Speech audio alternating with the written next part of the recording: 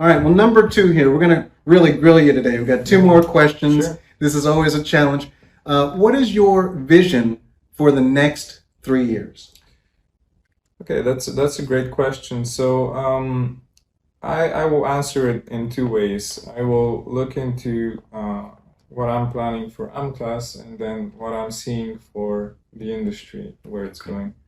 So in terms of Amatas, what we want to do for sure, I have a goal, is to expand our current team to at least twice of its size. And I have a very good basis for that because even starting from this year, we've already landed some pretty big projects which require us to really quickly expand the team. So I am definitely sure that this is going to happen within the next 3 years, have that double capacity of resources. Great. And why is that? That is because even though things are moving towards automation and less and less manual input from experts, we still believe in that manual input, and we still need to have these top level experts in the field of cybersecurity trained. Right. Additionally, we have a US registered company for a few years now, but what we're looking into is building a team specifically in the US. Nice. Not only for business development purposes, but also to have some top level senior experts who will be able to respond even quicker to our clients over there, to any of their requests or needs, and also provide support on site if that is something that is required by them. Excellent. We've seen that we've had cases where on site work has been preferable. So far, we've dealt with it pretty successfully. Right. However, having that team of experts, US based, that would really help us out in that sense. And something else about our company is that we're really working towards our brand awareness. This is again connected to your first question, is, how can we differentiate ourselves? It's difficult when you simply go and you tell your clients, oh, I have great quality work. Right. I'm very good. I'm an expert. Right. Okay, great. Their words, right? Exactly. So how do we actually show that? So we have a few initiatives that we will be working towards expanding in the next 3 years. So we have our monthly Amatas threat intelligence reports in a form of a newsletter that's sent on LinkedIn. We actually have a separate page on that on LinkedIn that you can look up. Nice. You can probably find the link somewhere close to the Amatas company page. Great. We also have our expert opinion articles, not only from Boris, who is leading the whole aspect of the strategy and technology of what we do in our services, but also from our other top level service leads in that case for our Right. different services. And additionally, I'm happy to say that we recently launched a new website. So that's another good thing that's gonna help us to stand out and to exactly explain what's our different approach and how do we do things in a more, let's say, interesting and comprehensive way, in a simple way, simple to understand, complex in its interior workings. So, finally, I would say that we always rely on the good old word of mouth. That's right. That's right. That's something that's crucial. What we've seen is that our customers, I'm not showing off, but they are usually very happy with what we do, and they're happy with their team, and they have that connection with their team. Like I already said, we need to have that good communication and connection. And what we see is that they start speaking to each other. They start speaking with other companies in their sectors, in their field. They want to help out. So this is something that we're also relying on, and we want to build that alongside our partner network and the different regions that we're trying to expand into. Right. So I would say that in general, that would be how we look into us as a company growing in the next 3 years. That's great. In terms of the industry, like I already mentioned, cybercrime is becoming more and more prominent in our everyday lives. Absolutely. Absolutely. For every single organization, whether that's private or public, it's it's inevitable, it's there. That's right. So, what do we do? The thing is that there's just so many new opportunities for malicious actors to come up with new ways in order to infiltrate different organizations and, to basically pose all kinds of new innovative threats. So what we have to do is, like we've already done it so far, have a ready-to-go combination of the latest and greatest products and the latest and greatest services and experts who are ready to actually engage with these threat actors. Because really, like I already mentioned, the whole cybersecurity ecosystem is complex, and you really need to know what do you need in that specific moment and what's the newest trend, what are the newest threats. You need to have that intelligence. Right.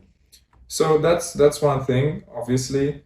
In terms of AI, the hottest topic. The hottest topic. This is bells and whistles now. Hold on a second.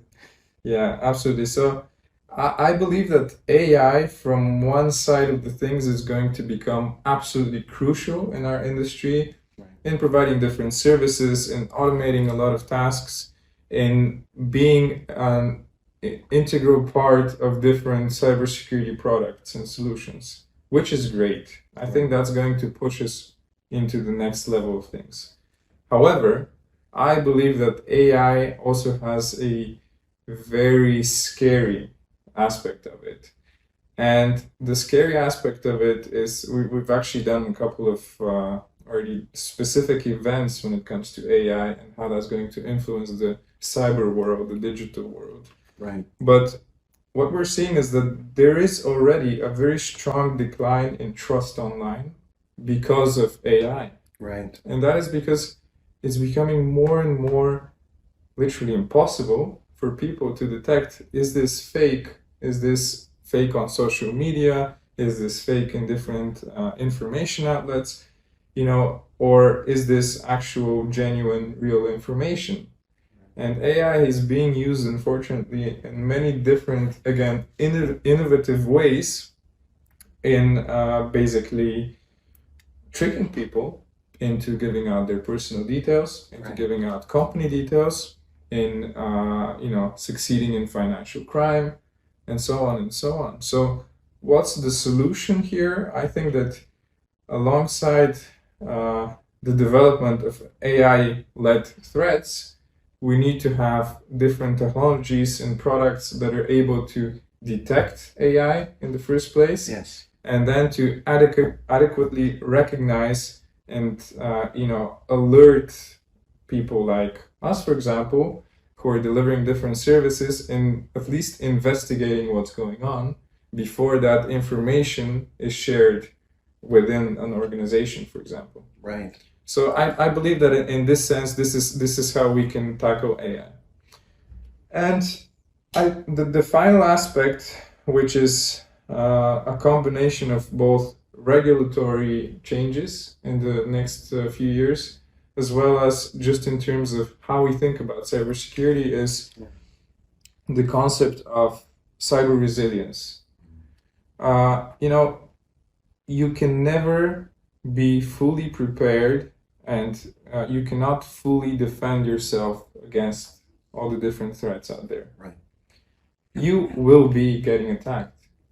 And it's very likely, this is what the whole world is recognizing now, it's very likely that there's going to be a hole in the wall somewhere, and the bad people are going to walk in, and they're going to cause some chaos. Right. So what do we do? So here, the solution is cyber resilience. So there are several aspects to it. First, you need to anticipate the threat. You need to sort of at least know what is out there. What can you expect from these malicious actors with their new, highly sophisticated attacks? There's different multi-layered attacks where it starts out as a phishing email and then it expands into stealing all of the financial data of the company. So, it's multi-layered, and you really need to anticipate what's coming. Yeah.